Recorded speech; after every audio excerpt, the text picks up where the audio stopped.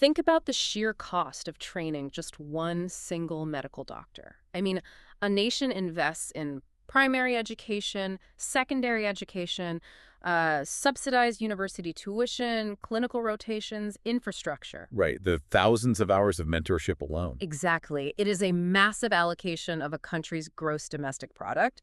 So picture a low-income nation spending all that money, taking on all that burden just to produce a brilliant, fully qualified physician. And I don't then know. the very moment that doctor is ready to practice, they board a plane to London or Sydney or Toronto. Yeah, and they spend the next 30 years treating the citizens of a wealthy, highly developed nation instead. Right. It's this invisible multi-billion-dollar subsidy where the poorest countries on Earth are literally footing the bill to keep the richest countries' hospitals running. It completely upends how you typically think about global aid, right? Right. Because the flow of resources isn't just trickling down. The talent and the human infrastructure are just being vacuumed straight up. Vacuum straight up, exactly. And when you look at the raw numbers on this, the scale of that extraction is just staggering. And that upward vacuum of medical talent, that's really just one piece of a much larger, incredibly complex puzzle that we are taking apart today. So welcome to the Deep Dive. Thanks for having me. Today, we are looking at a system that touches millions of lives every single day, but it operates almost entirely out of sight for most of you listening. We are examining the invisible architecture of global health. Specifically, how countries respond to the medical needs of people on the move. So refugees, asylum seekers, and migrants. Right, because when you usually think of a border, you probably picture a geographic line, right? A physical checkpoint, maybe a river or a wall. But today, we are going to look at borders as lines in a hospital waiting room. Yeah, that's a great way to put it. And to map out this architecture, we are pulling from two fundamental pieces of source material today. Let's lay those out for everyone. Sure. First, we have an incredibly dense, very comprehensive 2021 mapping review published by the World Health Organization. The WHO. Right, the WHO. They essentially put 18 different countries under a microscope to analyze the precise mechanical models they use to provide or restrict healthcare for migrant populations. And the second source. The second is a really crucial paper from BMJ Global Health. This paper takes all of those models we see in the WHO review and throws them into the ultimate pressure cooker. The COVID-19 pandemic. Exactly, COVID-19 in humanitarian settings. So let's start with the baseline tension in that WHO report, because there's a collision happening here between a beautiful ideal and a really harsh physical reality. Right. The WHO operates on a clear mandate, which is that health is a fundamental, universally recognized human right. The global target they use is universal health coverage, or UHC. Meaning leaving no one behind. Right. The stated goal is that every single person, regardless of their passport, their visa status, or how they crossed a border, should have access to the health services they need without suffering financial hardship. That is the ideal. But the physical reality, and this is where it gets complicated, is that a national health system is a finite equation. You only have so much. Exactly. You have a set number of clinic beds, a constrained national budget, and a totally limited number of trained professionals. So the central question for every health minister in those 18 countries is, well, how do you reconcile a limitless human right with a strictly limited resource pool? And before we can even look at the models they build to solve that equation, we really have to establish who is actually walking through the hospital doors. Yeah, the demographics matter heavily here. Right, because the sources emphasize that the health profile of a person on the move is entirely dictated by why they are moving. We need to define two distinct categories for you today: movement driven by pull factors and movement driven by push factors. Let's start with pull factors. Right. These are the forces that draw an individual toward a specific destination. This is characteristic of your traditional migration. It's voluntary movement. Exactly. A person or a family plans to move because they're seeking employment opportunities or higher education or economic stability, or maybe they're reunifying with family members who are already established in the host country. And how does that affect their health profile? Well, because this type of movement is generally voluntary and planned in advance, the migrant's health profile upon arrival usually mirrors the baseline health of their home country's general population. Right. I mean, they had time to pack their medical records. Yeah, they probably had a physical before getting their visa, and they travel through safe commercial routes. It's a structured transition. But then you have the push factors, and this is the catalyst for refugees and asylum seekers. They aren't being drawn to an opportunity, right? They are being forced out by a threat. Right. War, sudden climate disasters, systemic persecution, or just the complete collapse of civil order. And the key distinction here is the speed and the hazard of the movement itself. Push factors result in sudden surges. Massive surges. You have mass movements of thousands, sometimes millions of people occurring with almost zero planning. And the circumstances of their departure, combined with the extreme danger of the journey, fundamentally rewrite their medical needs. Yeah, the WHO report uses a specific term for this that really stands out. They call it catch-up primary care. Catch-up care. Let's break down what that actually looks like. Because if you are a citizen of a stable country, primary care is just routine. You get your annual physical, your kids get their scheduled vaccines. But if you are fleeing a state where the civil infrastructure collapsed a decade ago, routine care just simply didn't exist for you. So what happens when they arrive? Well, consider a family arriving from a prolonged conflict zone. Their children might have entirely missed the standard window for childhood immunizations, like measles or polio. Oh, wow. So they have zero baseline immunity. Right. And the adults may have been living with chronic unscreened conditions for years. We were talking about hypertension, diabetes, or even early-stage cervical cancer. Just going completely unmonitored. Exactly, because the local clinics back home were bombed or abandoned. So when they arrive at a border, they don't just need a quick checkup. They need years of retroactive preventative care delivered all at once. And that is before you even factor in the trauma of the journey itself. I mean, we are talking about acute injuries from walking across hostile terrain, exposure to severe elements. Waterborne diseases from drinking unsafe water along the route. Right. And the massive, often unquantifiable burden of mental health trauma from displacement and violence. The complexity of their medical intake is just staggering. I mean, you are assessing someone for infectious diseases, treating acute physical trauma, attempting to map out a missing decade of medical history, and dealing with severe psychological distress all at once. Often across a language barrier, too. Yeah, exactly. You know, while reading through the WHO's breakdown of this, I kept picturing a national health system as a computer's operating system. Oh, that's an interesting way to look at it. Yeah, think about it.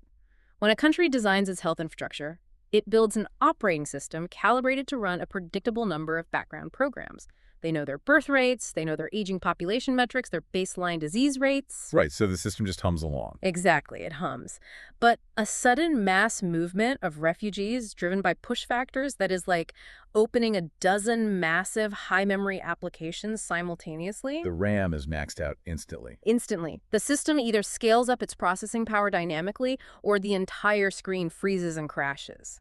And the question the WHO report really poses is whether that crash is a failure of processing power, meaning, raw funding and resources, or a failure of the software architecture itself. Is it a resource issue or a design flaw? Right. And historically, the architectural flaw is that governments treat migration as a temporary glitch. They view a surge of refugees as a transient anomaly that will eventually self-correct, allowing the system to just return to its baseline. But the data from the sources shows that is a complete illusion. Migration isn't a glitch. No, it's a permanent determinant of health. Human movement is a constant, accelerating feature of the modern world. So if a country designs its healthcare software under the assumption that migration is just a temporary crisis, That system is going to chronically fail. It lacks built-in surge capacity. It lacks cultural flexibility. Honestly, no matter how much money you pour into a rigid system, it will buckle under a dynamic load. So how do these 18 countries actually design their software to handle the load? The WHO mapping review categorizes the global response into 4 distinct architectural strategies. And the first, and theoretically the most straightforward, is the mainstream model. The mainstream model. Let's unpack that. The mainstream model operates on the principle of total integration. Refugees, asylum seekers, and migrants are absorbed directly into the exact same primary healthcare system utilized by the host country's citizens. There are no parallel facilities. None. No dedicated refugee clinics, no separate waiting lines. Everyone walks through the exact same hospital doors. On paper, that sounds like the gold standard. I mean, it aligns perfectly with the universal health coverage mandate. It does. But when you dive into the country case studies, the reality of implementing a mainstream system is incredibly friction-heavy. Let's look at a specific example, the Islamic Republic of Iran. Yeah, Iran is a fascinating case. They host a massive population of Afghan refugees. We're talking nearly 1 million who are officially registered with the UNHCR, and many have lived in Iran for multiple generations. So the question is, how does a country financially absorb a million additional people into its mainstream system. Right, because that's a huge financial hit. Well, Iran utilizes a joint funding mechanism to make integration possible. Back in 2015, they rolled out a universal public health insurance program. So it's not just the government paying for everything. Exactly. Rather than the Iranian government bearing the entire financial weight, the program is a cooperative agreement. The government, the UNHCR, and various international donors pool their resources. And what does that mean for the refugees on the ground? Under the scheme, registered refugees gain access to the exact same network of health houses that Iranian citizens use. I want to pause on that term for a second. Health houses. Because it's a very specific, localized model of care, right? Yeah, it's the absolute bedrock of Iran's rural primary care. Instead of forcing rural populations to travel to distant urban hospitals for basic needs, the system establishes a health house right in a village. Like a community clinic. Right. It typically serves about 1,500 people in the immediate surrounding area, and they are staffed by trained local community health workers. Okay, so under this 2015 insurance scheme, the UNHCR steps in. Yes, they cover the insurance premiums for the most financially vulnerable refugee families. Those who have the means can self-pay their premiums, but once they're holding that insurance card, the parallel tracks just disappear. They go to the same health houses? The same health houses, the same government hospitals, and the same public clinics as anyone born in Tehran. But the WHO source makes a very crucial point here about the limitation of the mainstream model, because integrating a population on paper with an insurance card does not magically erase the human element within the system. Right. It exposes the primary vulnerability of mainstreaming. A newly integrated, vulnerable population simply inherits the existing systemic flaws of the host country. So if the system is already broken, they get a broken system. Exactly. If the host country's public hospitals are understaffed, the refugee faces the exact same long wait times. Furthermore, the report explicitly notes that while maternal health outcomes have generally improved in Iran, Afghan mothers report experiencing discrimination and negative attitudes from staff at certain university hospitals in Tehran. Oh, wow. So the financial barrier was removed by the insurance scheme, but the sociological barrier, human bias, still dictates the quality of care they receive in that waiting room. It is the invisible border rearing its head again. That's incredibly frustrating. Let's shift to a totally different economic landscape using a mainstream model. Sweden. Right, a high-income nation. Sweden has a highly decentralized healthcare system. The national government sets the broad laws, but the actual delivery of care is managed by 21 regional councils. And they are famous for their 90-day care guarantee. Yeah, the 90-day guarantee is a statutory right in Sweden. It basically mandates that a patient should not have to wait more than 90 days to see a specialist or undergo a required surgical operation once it has been prescribed. So think about that from the perspective of an everyday citizen. You go to your primary care doctor with knee pain, they say you need an orthopedic consult, and the clock starts. The system guarantees you see that specialist within 3 months. Now throw a massive sudden demographic surge at that carefully calibrated clock. Which is exactly what happened. In 2015 and 2016, Sweden experienced exactly that. They took in over 162,000 asylum seekers in a remarkably short window of time. And because their model is mainstream, they apply their existing rules to the new arrivals. Yes. Children and young people under the age of 18 seeking asylum are immediately granted the exact same comprehensive healthcare rights as Swedish children. Adult asylum seekers are guaranteed access to emergency care, essential dental care, and maternal or obstetric care. But because the system is decentralized, the strain doesn't hit the country evenly, right? Exactly, and that is where the friction occurs. The national government decrees that these 162,000 people have rights, but the 21 individual regional councils are the ones who actually have to figure out how to physically hire enough interpreters, find available clinic space, and ensure that adding thousands of acute trauma and catch-up care patients doesn't shatter the 90-day guarantee for the existing local population. So the policy is unified, but the logistical reality is incredibly fragmented. Perfectly said. Okay, we've looked at a middle-income nation in Iran and a high-income nation in Sweden. Now I want to look at Uganda, because their approach completely challenged my assumptions about what is economically possible. Uganda's strategy is absolutely fascinating. They host the largest refugee population in all of Africa. We're talking roughly 1.7 million people, predominantly fleeing violence in South Sudan and the Democratic Republic of Congo.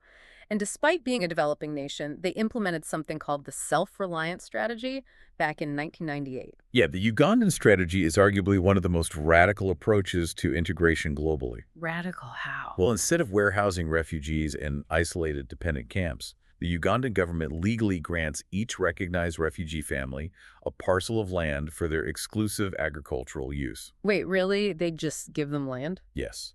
The explicit goal is self-reliance. They want families to grow their own food, participate in the local economy, and integrate. And that integration strategy applies directly to health and social services. The history behind why they started doing this in 1998 is a perfect lesson in the dangers of parallel systems.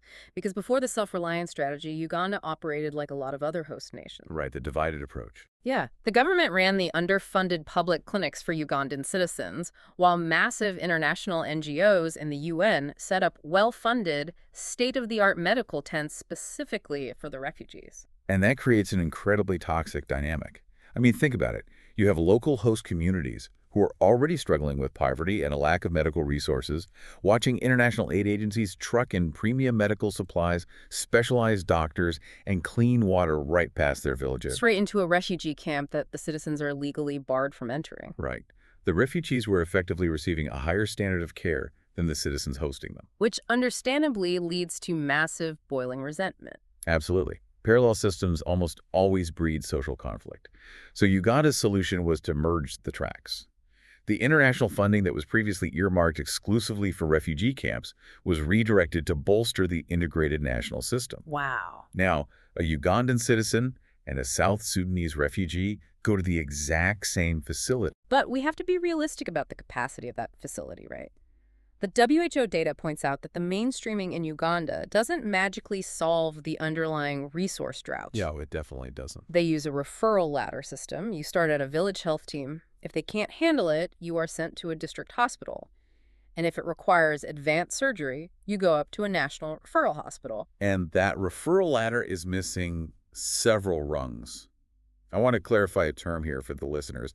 When the source talks about transferring patients to a tertiary hospital, they're talking about the highest level of specialized care. Right. Primary care is your GP. Secondary is a standard hospital. Exactly. Tertiary care involves highly specialized units, neurosurgeons, advanced oncology, severe burn units. In Uganda, transferring a patient from a rural settlement up to a tertiary hospital is a logistical nightmare. I can imagine. The WHO notes that the system is critically understaffed. Furthermore, the financial burden is still immense. Despite the integrated system, over 70% of total domestic health financing in Uganda comes from out-of-pocket payments. Let's translate what an out-of-pocket payment actually means in this context. If you are a refugee family who just received a plot of land and you are relying on subsistence farming, a sudden medical emergency means you have to produce hard cash. Which they don't have. Right. You are selling your seed stock, your tools, or your food rations just to buy antibiotics or pay for a transport vehicle to the district hospital. The care is mainstream, but the financial barrier is practically a cliff face. And not to mention, the source highlights that refugees still face severe language barriers, reports of corruption to secure appointments, and lack of privacy, particularly for pregnant women seeking delivery care. You know, looking at Uganda, a developing nation taking on 1.7 million people, giving them land, and attempting pure integration, it forces a really uncomfortable question. What's that? When wealthy, highly developed nations say that integrating migrants into their mainstream health systems is economically impossible, is that actually a mathematical truth, or is it purely a political choice? Well, the data strongly suggests it is a political choice. The architecture of a health system is always downstream from the political priorities of the state. And a perfect illustration of this from our sources is South Africa. Yes, South Africa hosts roughly 4.2 million migrants and about 89,000 officially recognized refugees. If you look purely at their legislation, the Refugees Act of 1998 states explicitly that refugees are entitled to the exact same basic health services as South African citizens. So it is designed to be a mainstream model. Yes, designed to be. But the actual experience of walking up to the reception desk at a South African public hospital is a very different story. It is a bureaucratic labyrinth, and it's driven by legislative contradictions. While the Refugees Act guarantees access, the nation's Immigration Act and the National Health Act contain language that heavily restricts services for non-citizens. So you have conflicting laws on the book. Exactly. What happens in practice is that the burden of interpreting these contradictory laws falls on the low-level medical administrators working the hospital doors. The receptionist effectively becomes an immigration enforcement officer. Precisely. They implement a practice known as means testing, right at the point of care. Let's explain means testing for a second. Means testing is when an institution requires you to prove your financial status or legal eligibility before they will provide a service. In this context, administrators demand documentation to verify regular versus irregular status. Let's define those terms clearly, too, because they dictate everything that follows in these systems. Sure. A regular migrant is someone who has the recognized paperwork, a valid visa, an approved asylum application, and official work permit. The state knows they are there and has sanctioned their presence. And an irregular migrant. An irregular migrant is someone who has bypassed official border controls, or perhaps they entered legally, but their visa has long expired. They lack the paperwork. So in South Africa, if you cannot produce the documentation to prove you are a regular migrant, the mainstream system just violently rejects you. It does. The source reports that irregular migrants are frequently demanded to pay exorbitant, full-cost, out-of-pocket fees for hospital services that would be free or heavily subsidized for citizens. And beyond the financial barrier, the report explicitly documents pervasive discriminatory attitudes from public health facility workers toward foreign nationals. Right.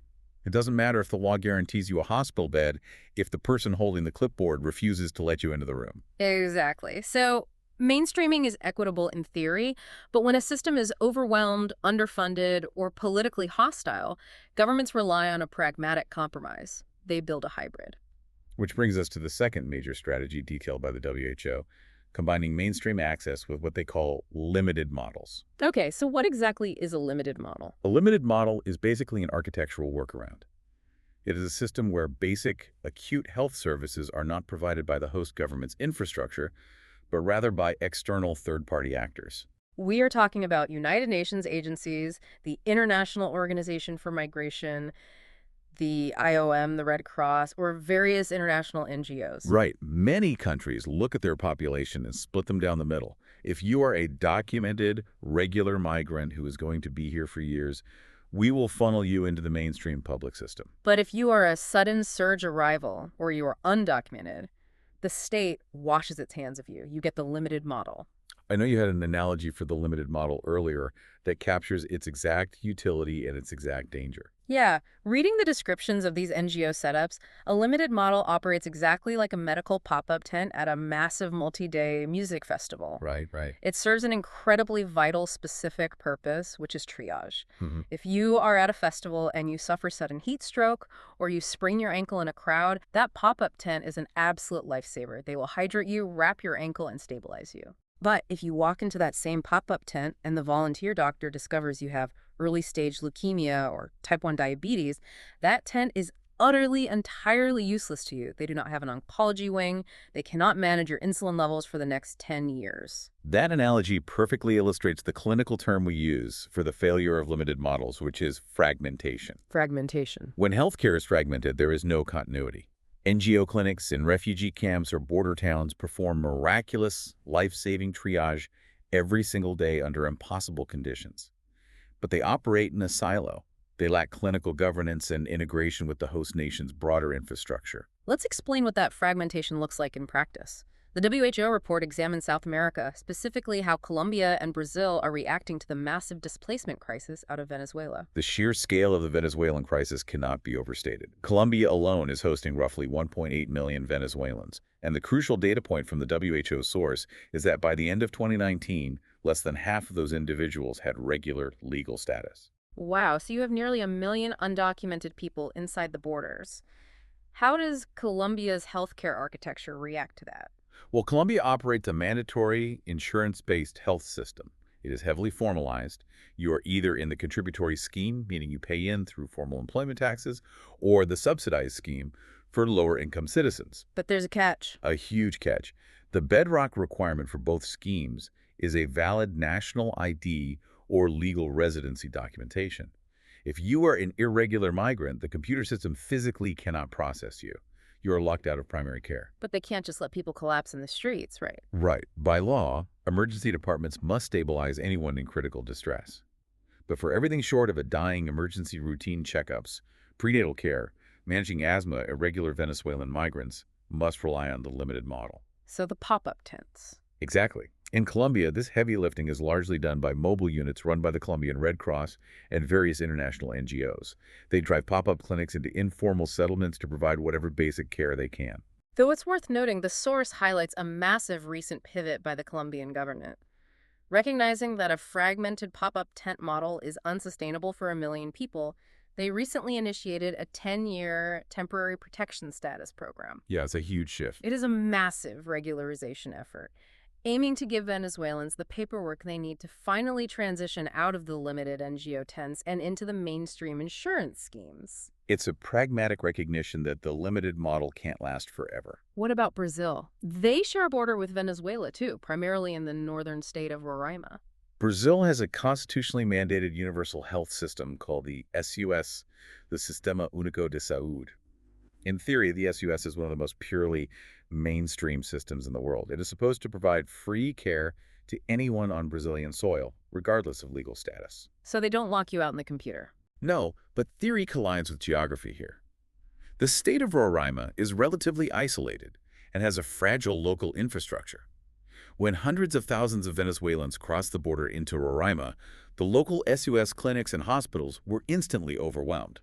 The system crashed. So how did they reboot it? Through a fascinating hybrid strategy. Right at the border entry points, they deployed a limited model.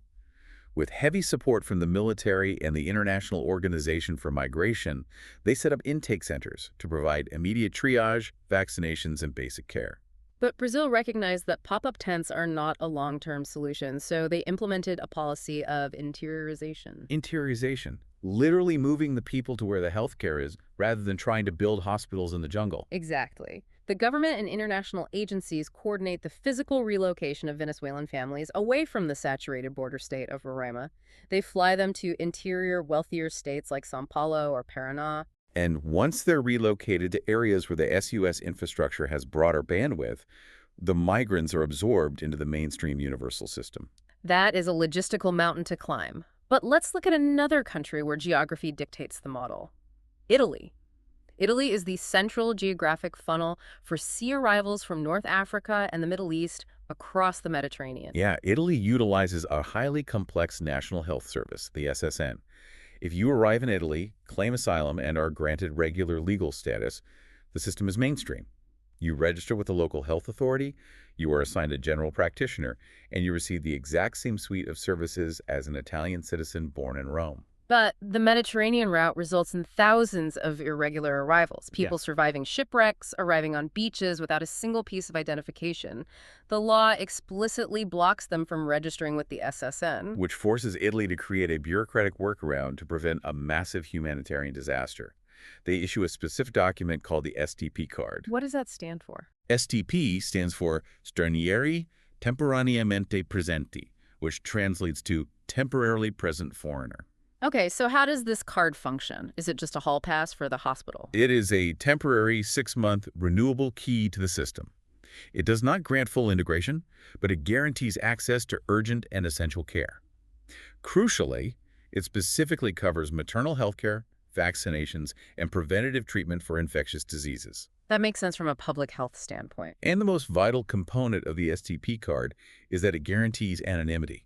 Medical staff are legally prohibited from reporting the patient's irregular status to immigration authorities. Oh, that's massive, because otherwise people would just hide and stay sick. Exactly. So you have the STP card acting as a bureaucratic bridge, but right at the shoreline, you still need the physical pop-up tents. Absolutely.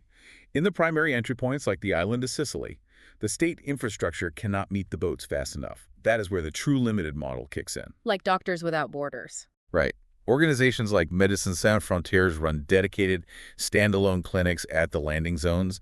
They triage the acute trauma of the sea, crossing severe dehydration, chemical burns from fuel mixed with seawater, hypothermia, before the state bureaucracy even begins to process the individuals. It's wild to think about. Italy, Brazil, Colombia, these are all nations utilizing the limited model as a stopgap measure while they figure out a long-term plan. But what happens when the pop-up tent isn't a temporary stopgap? That's the darker side of this. Yeah. What happens when the host nation's government is so underfunded that the NGO tent becomes the only permanent healthcare infrastructure available? The WHO report highlights 4 countries where this is the stark reality: Sudan, Pakistan, Indonesia, and Egypt. These are systems where the host nation's public health budget is functionally broken. Let's look at Sudan. Okay. The domestic health financing in Sudan is heavily skewed toward private, out-of-pocket payments. It makes up an astonishing 75.5% of total health expenditures. Wait, 3/4 of all medical costs in the country are paid out of the patient's own wallet. Correct. Their national health insurance fund covers less than half of their own population. And into this fractured system, Sudan maintains an open border policy, hosting over 1 million refugees, primarily from South Sudan, Eritrea, and Ethiopia. So the Sudanese government physically does not have the clinics, the doctors, or the money to provide care. So they completely outsource the responsibility, entirely. Nearly 70% of refugees in Sudan live outside of official organized camps. They live in informal settlements or urban fringes. Because the state system is inaccessible due to extreme out-of-pocket costs, their health survival depends entirely on third parties. So NGOs and UN agencies are scrambling to provide mobile clinics? Yes, but the WHO estimates that less than half of the refugees in Sudan have consistent access to quality health services. The fragmentation is just profound. And Pakistan faces a very similar mathematical impossibility. They are hosting roughly 1.4 million registered Afghan refugees. Yeah. Pakistan recently introduced a cashless health insurance scheme called the Sehat Sahulat program, designed to help citizens living below the poverty line. But zoom out and look at the national budget. Pakistan spends less than 3% of its total GDP on health. It is simply not enough. No. For the massive Afghan refugee populations living in rural villages near the border, state-run primary care is effectively a mirage. They rely entirely on a limited model where international organizations fund and operate basic health units. Indonesia is an interesting contrast, though, because it's not a destination country, it is a transit hub. Right. The source notes they have about 13,000 refugees, mostly stranded while waiting for official resettlement to third countries. And because the Indonesian government views these individuals as strictly temporary transits, they do not integrate them into the national health insurance scheme. Instead, they rely on a purely transactional, limited model. Transactional how? When a refugee in Indonesia gets sick, the International Organization for Migration literally acts as their wallet. The IOM pays the medical bills out of their own funding, so the refugee can be seen at private clinics or local community health centers. It is an incredibly fragile safety net.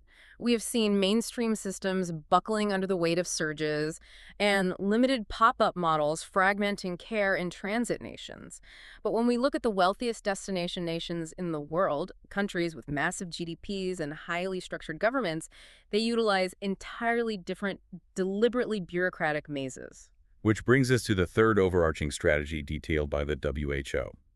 The phased approach, which utilizes gateway models and specialized focus models. Let's clearly define these terms. What is a gateway model? Think of a gateway model as a mandatory medical airlock.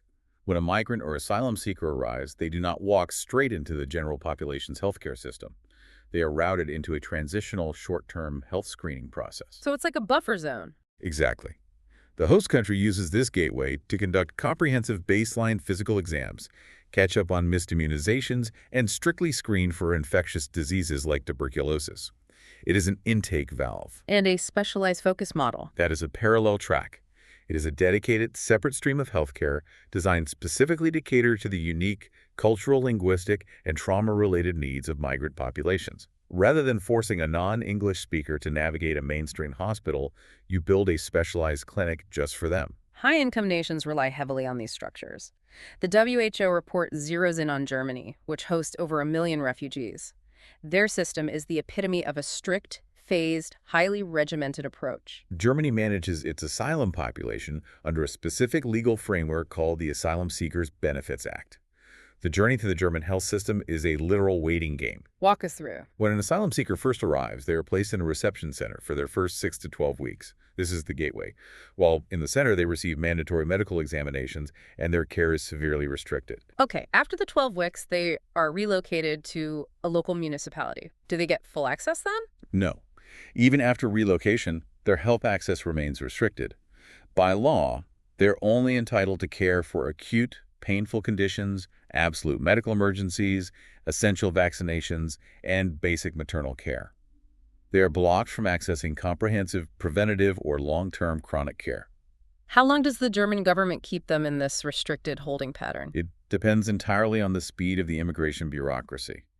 An asylum seeker remains on restricted care until they receive a final decision on their application and are granted a long-term residence permit. And how long does that take? That bureaucratic process can take anywhere from 12 months to 48 months. Wait, up to 4 years? I have to push back on the fundamental logic of that German model. Public health, at its core, is about preventative medicine. Right. If you place a 48-month restriction on accessing comprehensive health care, aren't you essentially guaranteeing that a minor, easily treatable issue today ferments into a catastrophic, incredibly expensive emergency room visit tomorrow?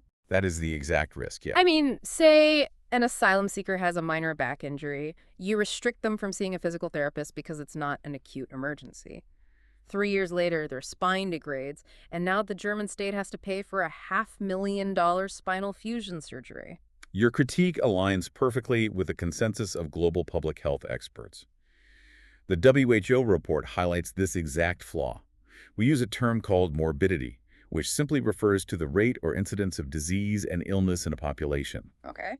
When a phase model imposes prolonged delays in restricted access, it artificially drives up the morbidity rate of the migrant population.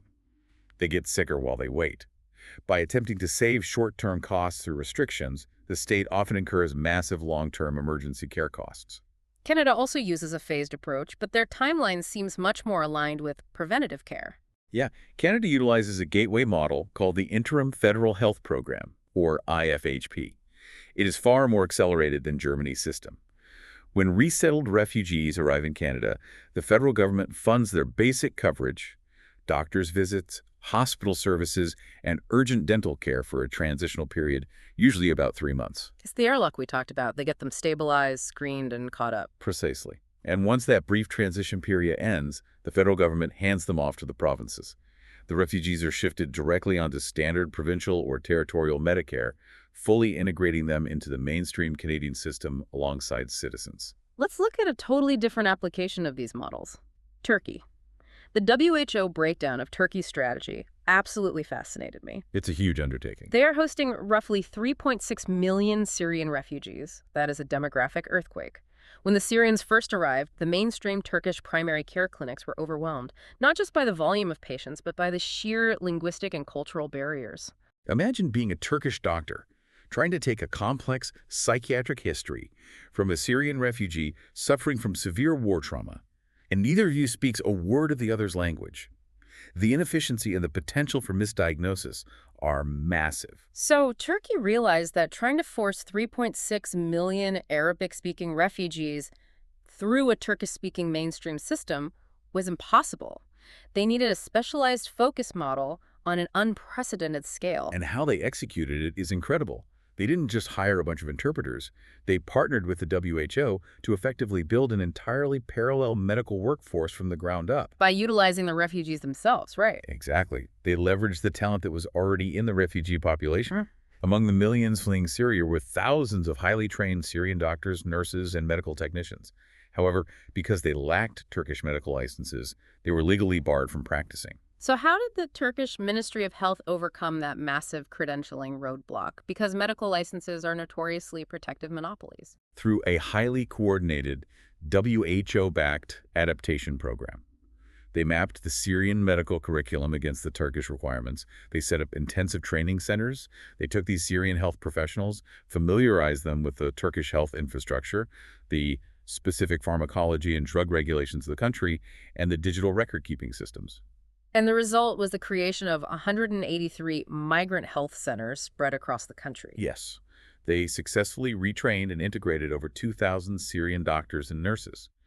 These professionals were then hired to staff the migrant health centers, essentially treating their own displaced communities. Think about the practical impact of that.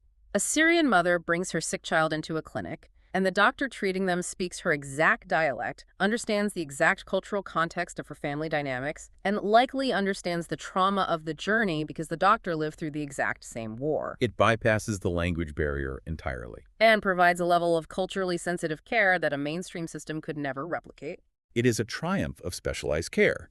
But, and this is a big, but the WHO source is careful to point out the inherent vulnerability of the specialized model, the bottleneck effect. Meaning they can't handle surges? Right. Specialized models are brilliant, but they are rigid. Take Australia, for example. The various state governments in Australia run dedicated, specialized refugee health services that provide fantastic care, including government-subsidized, on-demand interpreting services. But what happens when the volume spikes? Bottleneck chokes the system. A specialized clinic has a fixed number of dedicated, culturally trained staff. If you have a sudden, massive surge of arrivals, those few clinics are instantly overwhelmed. They simply do not possess the broad, expansive footprint of a mainstream national hospital network. They are highly effective, but they do not scale quickly. And speaking of systems struggling with scale, we have to talk about the United States. The U.S. is a paradox. It resettles tens of thousands of officially recognized refugees annually, but it also has an estimated unauthorized, irregular migrant population exceeding 10 million people. The U.S. architecture is entirely unique among high-income nations because it lacks a universal, single-payer health insurance foundation. It is a heavily fragmented, privatized system. So how do refugees fit into that? For officially recognized refugees, the U.S. utilizes a specialized, phased model. Upon arrival, adults without dependent children are typically enrolled in refugee medical assistance for their first 8 months.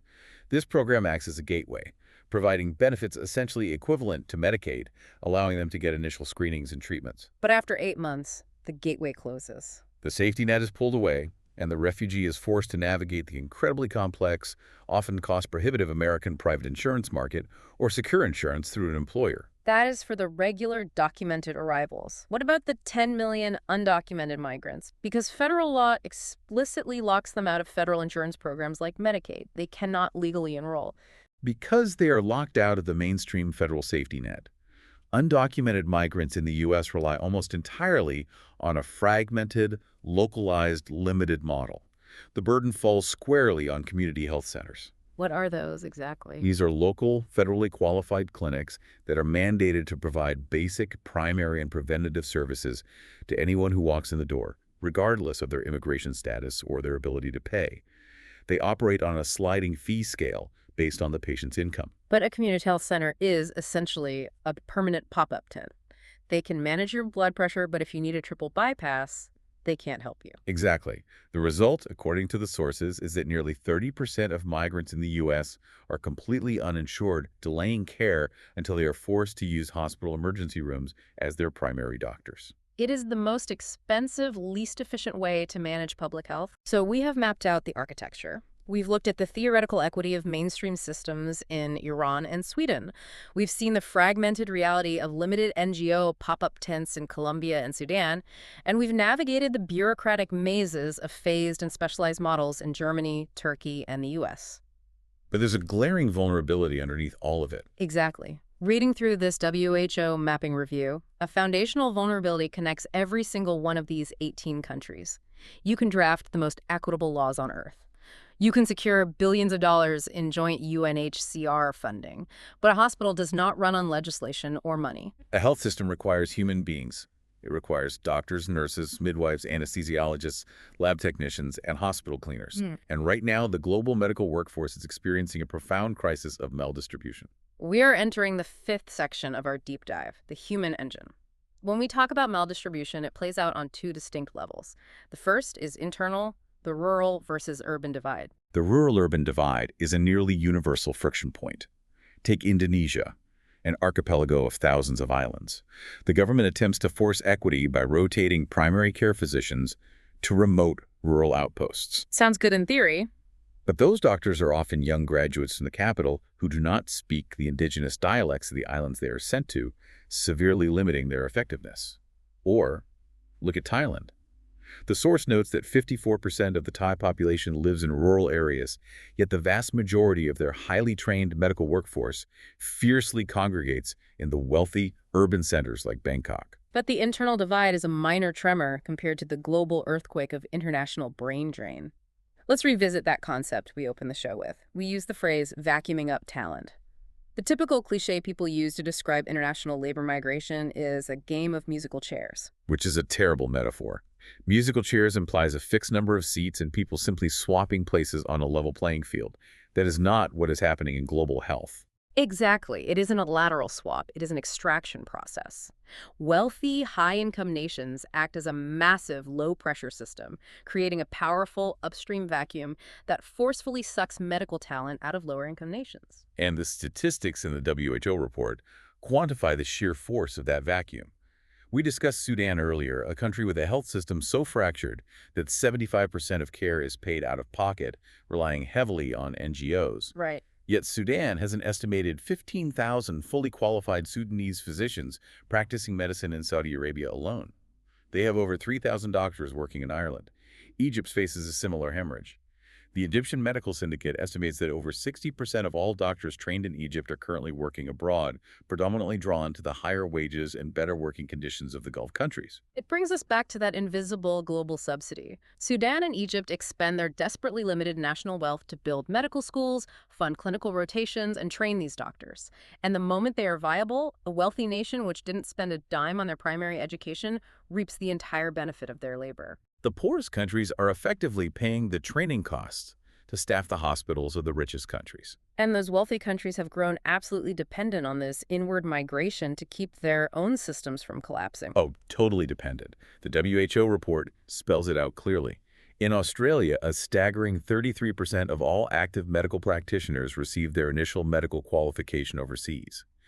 Sweden, despite its wealth and its 90-day guarantees, relies heavily on recruiting internationally educated nurses and doctors from places like Poland, Germany, and Hungary to fill critical staffing gaps. And New Zealand openly relies on overseas trained professionals to patch massive local shortages. Right. So if the wealthy nations are vacuuming up the doctors from the middle-income nations, how do the lower-income nations fill the void left behind? They have to resort to bilateral band-aids. Exactly.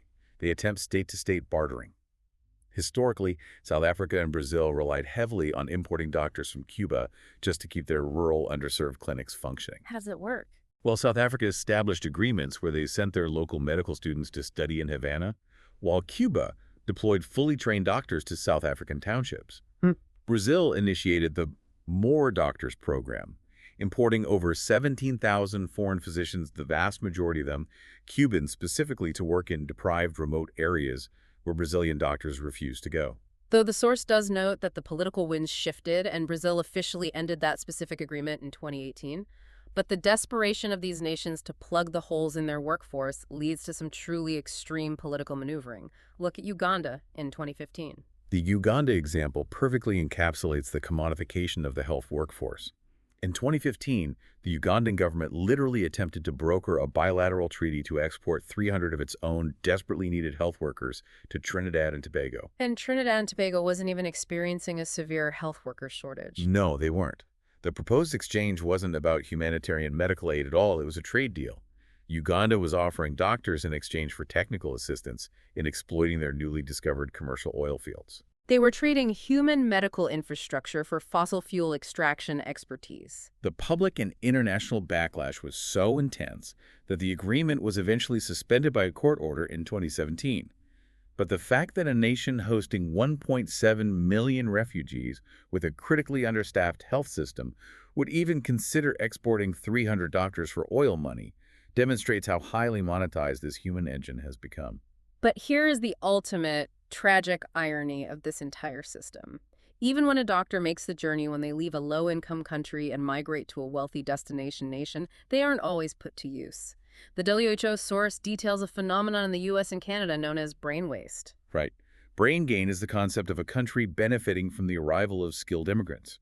Brain waste is the bureaucratic destruction of that potential. Meaning they can't work. Exactly. You have highly trained, experienced immigrant doctors, surgeons, or specialized nurses who migrate to Canada or the United States. But upon arrival, they hit an impenetrable wall of credentialing monopolies. The local medical boards refuse to recognize their foreign degrees. Yes, the host country demands they jump through years of expensive recertification exams and forces them into a highly restricted lottery for limited residency training spots that heavily favor domestic graduates. So you end up with a fully qualified pediatric surgeon from Damascus driving an Uber in Chicago, or an experienced ICU nurse from Manila working as a cashier in Toronto. precisely when those host countries are actively complaining about a catastrophic shortage of medical personnel. It is a profound systemic failure of the architecture. The entire global network of refugee and migrant health, the mainstreaming, the limited tents, the specialized clinics, is built on this shifting, deeply unequal foundation of human labor. It raises a terrifying speculation. What happens when this unsustainable bubble finally bursts?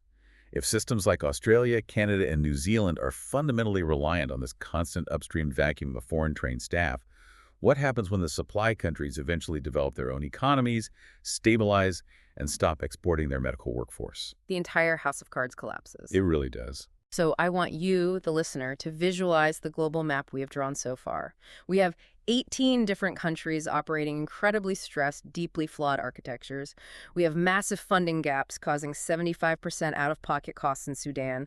We have bureaucratic waiting periods in Germany, artificially driving up disease rates. We have NGOs scrambling to run pop-up tents in Colombia. Right. And we have a global medical workforce stretched to the breaking point, with poor nations subsidizing the rich and brilliant surgeons driving taxis in the West. This is the fragile, invisible architecture of global health at the end of 2019. And then, the system encountered an enemy that exposed every single microscopic crack in the foundation. Which brings us to our second primary source, the BMJ Global Health paper. This paper acts as an epidemiological post-mortem of what happens when you introduce the COVID-19 pandemic into these specific humanitarian settings. The pandemic ruthlessly dismantled the political illusion that a nation can safely ignore its migrant population. The BMJ paper highlights that 4 of the countries hosting the largest refugee populations on the planet, Germany, Sudan, Pakistan, and Turkey, all experienced massive, sustained local transmission of the virus. When you read the BMJ paper, the most terrifying aspect isn't the virus itself, it's how systematically the virus renders our standard survival playbook completely useless. Everything the global health authorities told us to do to survive COVID-19 is an absolute physical impossibility if you are living in a refugee camp or an informal settlement. Completely impossible. Let's break down the pillars of that playbook, starting with the most basic. WASH. WASH stands for water, sanitation, and hygiene. The very first line of defense the WHO promoted globally was continuous, vigorous hand washing. But the BMJ authors point out a brutal reality. Hand washing is an entirely theoretical concept if you do not have running water or soap. In disrupted settings, whether that is an out-of-camp settlement in Sudan or a border camp in Roraima, Brazil, clean water is a heavily rationed luxury.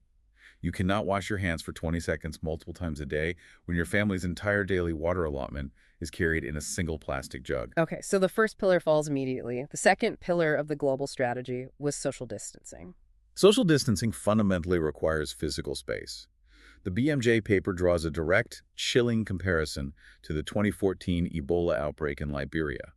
In that crisis, epidemiological models proved that severe overcrowding within housing structures was a primary driver in the explosive, uncontrollable spread of the virus. Imagine trying to maintain a 6-foot distance in a makeshift tent that you are sharing with 8 other family members, in a camp where thousands of tents are pitched inches apart.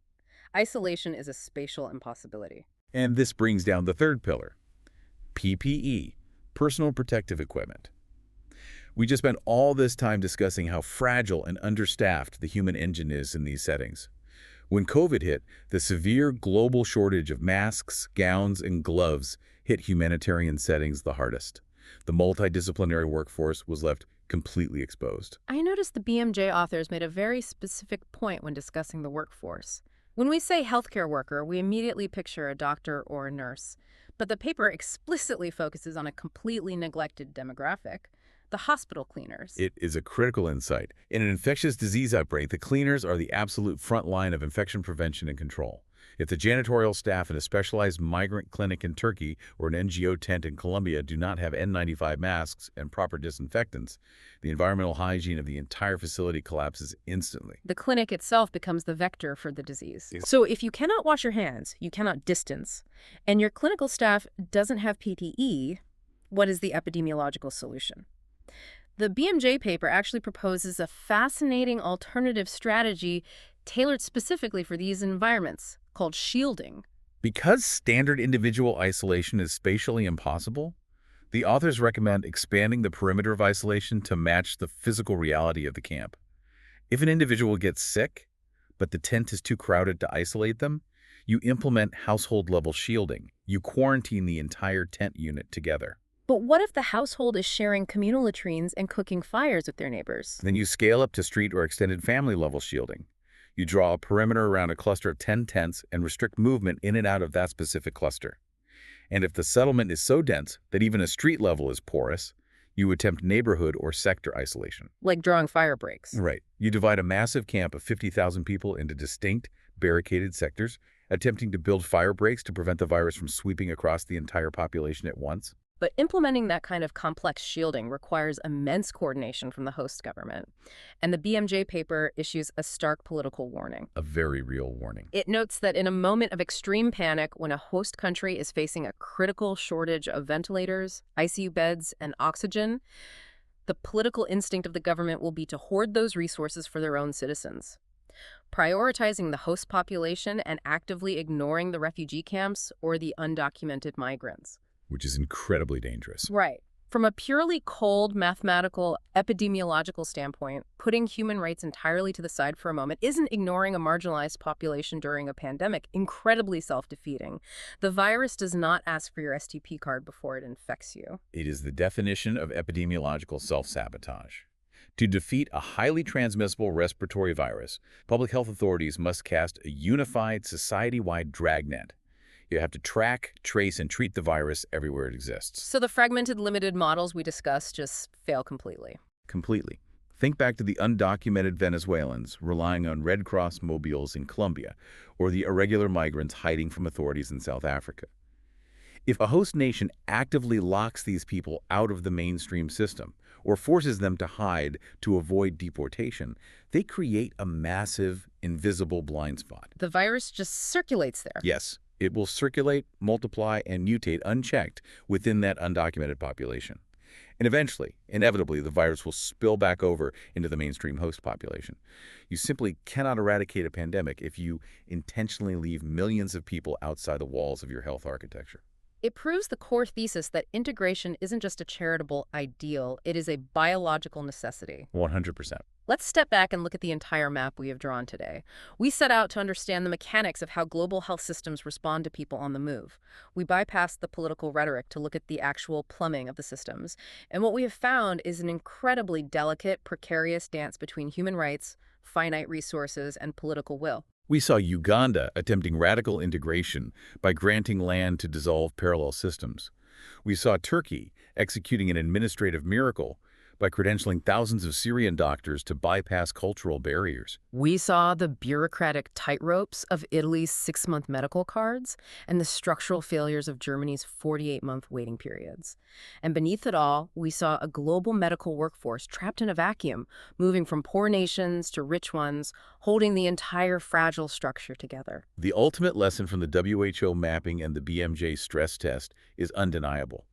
The health of the individual migrant, whether they arrived on a commercial flight with a gold-plated visa or washed ashore on a beach with nothing but the clothes on their back, ultimately dictates the health, stability, and resilience of the entire host nation. That's incredibly powerful. If I can leave the listener with one final thought, an extrapolation that isn't explicitly written in these source documents, but is the undeniable looming shadow cast over all of this data. Throughout this deep dive, we have been analyzing 18 countries reacting to surges driven by political instability, war, and economic disparity. That's right. We have looked at architectures straining to handle surges of 100,000 people in Sweden or 1 million people in Iran. But I want you to consider the timeline. What happens in the next 2 to 3 decades when climate change becomes the dominant, irreversible driver of global displacement? Oh, wow. We are moving into an era of rising sea levels, desertification, and collapsing agricultural zones. If our incredibly complex, heavily funded, wealthy health systems are currently fracturing under the pressure of a few million refugees, how do we fundamentally redesign this invisible architecture for a future where that number becomes hundreds of millions? Yeah, that's daunting. What happens to the mainstream integration, the limited pop-up tents, and the phased airlocks when every single country on Earth simultaneously becomes a frontline border state? It brings us right back to that waiting room. Those invisible lines are only going to get longer, and the room is going to get incredibly crowded. We have to start building a better architecture now before the next surge hits the door. Thank you so much for walking us through this today. Thanks for having me. It was a great discussion. And thank you for joining us on this deep dive. Keep questioning the systems operating invisibly around you. Look closer at the architecture of our world, and we will catch you next time.